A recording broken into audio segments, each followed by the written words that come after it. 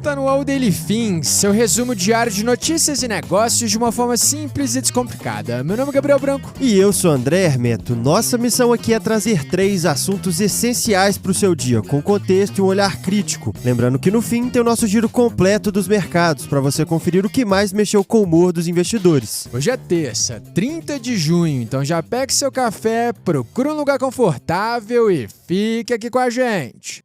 Entre os destaques desse episódio na seção Empresas, Comcast separa a dona da Universal da TV a cabo. Em mundo, 3 decisões judiciais envolvendo Trump. Já no Brasil, contas públicas têm o pior rombo desde 2020. E antes de começar nosso podcast, a gente se uniu com o patrocinador de hoje para te perguntar: o WhatsApp da sua empresa está 100% pronto para quando um lead chegar? Segundo a InsideSales.com, leads respondidos em menos de 5 minutos convertem 21 vezes mais do que aqueles contatados depois de 30 minutos. E quando o tempo passa de 5 para 10 minutos, a chance de conversão cai 4 vezes. O problema é que muitas empresas perdem vendas antes mesmo de começar a atender. Isso porque levam dias para colocar uma nova operação no ar, ficando presas à chip e burocracia das operadoras tradicionais. E aí é que entra a nossa parceira Salve. Em poucos minutos, sua empresa ativa um eSIM para WhatsApp Business ou um número virtual para a API oficial da Meta. Tudo online, sem burocracia e com zero fidelidade. E olha, Branco, hoje empresas como iFood, Hotmart, Melios e mais de 10 mil negócios já usam a Salve para simplificar a gestão de telefonia e acelerar as operações. Então, para você deixar o WhatsApp Business da sua empresa pronto antes do próximo lead chegar, o link está na descrição desse episódio. Boa, isso aí, pessoal. Mas agora voltando para nossa programação, bora para a primeira notícia.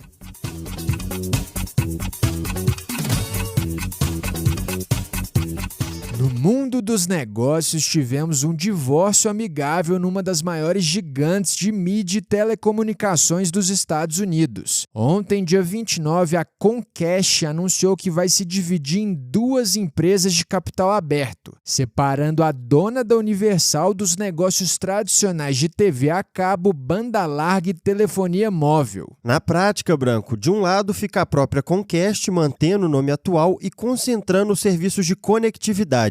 Do outro, nasce a NBC Universal, reunindo os estúdios e parques da Universal, a rede NBC e a Britannic Sky. E o desenho da operação também é importante. Os atuais acionistas da Comcast vão receber a maior parte das ações da NBC Universal, enquanto a Comcast vai manter uma fatia de 19,9% da empresa. Participação essa que ela pretende vender no médio prazo. Para contextualizar melhor, a Comcast é um dos maiores grupos de mídia e conectividade do mundo e opera uma rede que chega a quase 65 milhões de casas nos Estados Unidos. Com a Universal, o grupo também está por trás de franquias do cinema como Jurassic Park e Velozes e Furiosos, além de deter os direitos de transmissão dos Jogos Olímpicos até 2036. E por trás dessa separação tem uma pressão bem clara. O avanço do streaming e a perda de espaço da TV a cabo vem apertando grandes grupos de mídia, que estão tentando reorganizar seus ativos para lidar com esse novo mercado. Em janeiro, inclusive, a Comcast já tinha aberto mão de outros canais, como MSNBC e CNBC. Olhando para o quadro geral, analistas avaliam que essa nova NBC Universal pode acabar virando o alvo da Netflix, que recentemente perdeu a disputa pela Warner Bros. Entre os ativos mais cobiçados estaria justamente o Peacock, uma plataforma de streaming escalável que é exatamente o tipo de negócio que a Netflix buscava na Warner. E o mercado gostou do movimento no curto prazo. As ações da Comcast fecharam em alta de 4,53%, embora ainda acumulem queda de 13,50% em 2026. Hoje a empresa vale 86,5 bilhões de dólares. Pois é, Branco, a Comcast tenta separar o passado da TV a cabo do futuro do entretenimento e do streaming, num movimento que pode abrir uma nova rodada de disputa entre gigantes da mídia. Mas com esse capítulo corporativo fechado por aqui, a gente segue agora para o noticiário internacional.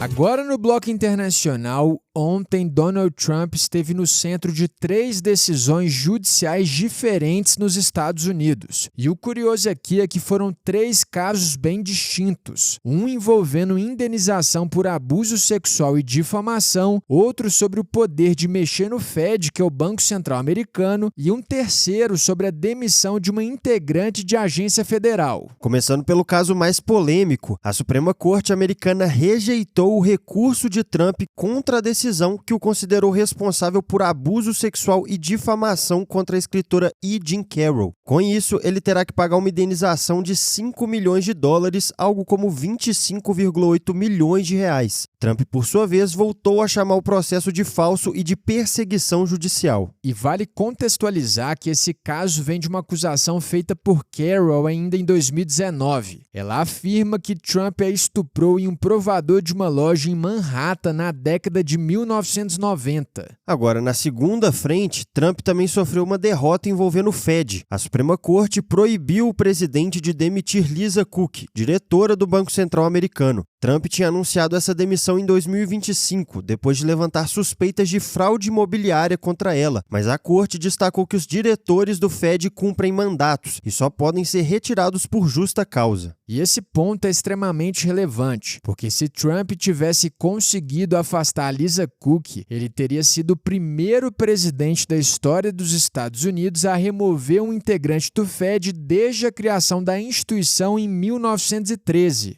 Só que nem tudo foi derrota para o Trump. Na terceira decisão do dia, a Suprema Corte ficou do lado dele e decidiu que o presidente pode demitir Rebecca Slaughter, uma comissária democrata de uma agência federal. Com isso, a corte derrubou um entendimento de 1935 que limitava o poder do presidente para afastar integrantes desses órgãos. Assim como Lisa Cook, a demissão de Rebecca Slaughter também foi anunciada em 2025, mas por divergências políticas. Trump comemorou a decisão e chamou o resultado de histórico.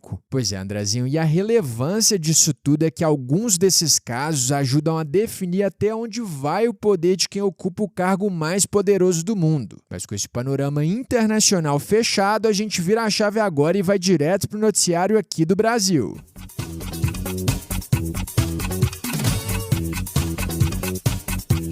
No noticiário aqui do Brasil, as contas públicas voltaram a preocupar. Segundo dados divulgados ontem, o governo registrou um déficit primário de 44,4 bilhões de reais de janeiro a maio. Esse é o pior resultado para esse período desde 2020. Olhando a foto, em 12 meses, o rombo chegou a 142,3 bilhões de reais, o equivalente a 1,06% do PIB. E só para traduzir esse economês todo, né, Branco? Quando o governo arrecada mais do que gasta, a gente tem superávit primário. Quando acontece o contrário e as despesas passam da arrecadação, aí entra o déficit. O dado de maio ajuda a entender o tamanho do alerta. Somente no mês passado, o saldo negativo foi de 53,3 bilhões de reais, o maior para o mês desde 2024. E entendendo por que isso importa, a meta do governo é encerrar o ano com superávit de 0,25% do PIB, o que daria algo em torno de 34,3 bilhões de reais. Pelo arcabouço fiscal, existe uma margem de tolerância de 0,25 ponto percentual. Só que tem outro detalhe importante nessa conta. Também poderão ser excluídos do cálculo outros 63,5 bilhões de reais em despesas como os precatórios, que são as dívidas reconhecidas pela Justiça. Na prática, isso ajuda a aliviar a leitura oficial do resultado, mas não muda o fato de que a situação fiscal segue pressionada. Em paralelo a tudo isso, a dívida pública federal também subiu. Ela chegou a 9,03 trilhões de reais em maio, uma alta de 2,66% em relação a abril. Vale lembrar que esse número considera apenas a dívida do Tesouro Nacional, sem incluir estados, municípios, estatais e títulos do Banco Central. Dividindo esse valor pela população, isso equivale a R$ 42.329 por brasileiro. E ficou mais caro para o governo captar dinheiro no mercado também. O custo médio das novas emissões da dívida interna subiu de 14,08% para 14,19% ao ano. Já o chamado colchão de liquidez terminou maio em 1,2 trilhão de reais. Na prática, essa é uma reserva que permitiria ao Tesouro pagar os títulos que vencem pelos próximos 9 9,14 meses sem precisar fazer novas emissões. Pois é, entre rombo maior, dívida subindo e custo de financiamento mais alto, o sinal de alerta fiscal segue bem aceso em Brasília. Mas agora, com esse panorama nacional fechado, vamos direto conferir como foi o fechamento dos mercados.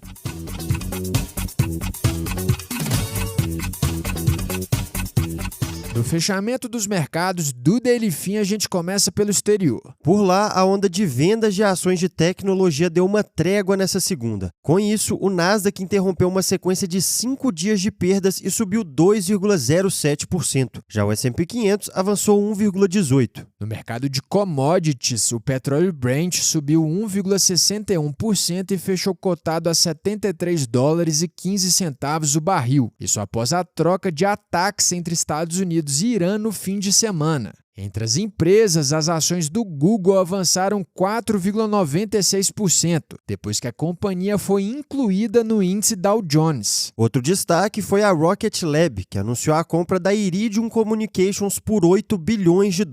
A Iridium é dona de uma rede global de satélites, e após o anúncio, as ações da Rocket Lab subiram 15,86%, enquanto os papéis da Iridium dispararam 25,44%. Agora indo para o Brasil, o boletim Focus manteve em 5,33% a projeção para a inflação de 2026, interrompendo uma sequência de 15 altas consecutivas. Para 2027, porém, a estimativa subiu de 5,27% para 5,28%.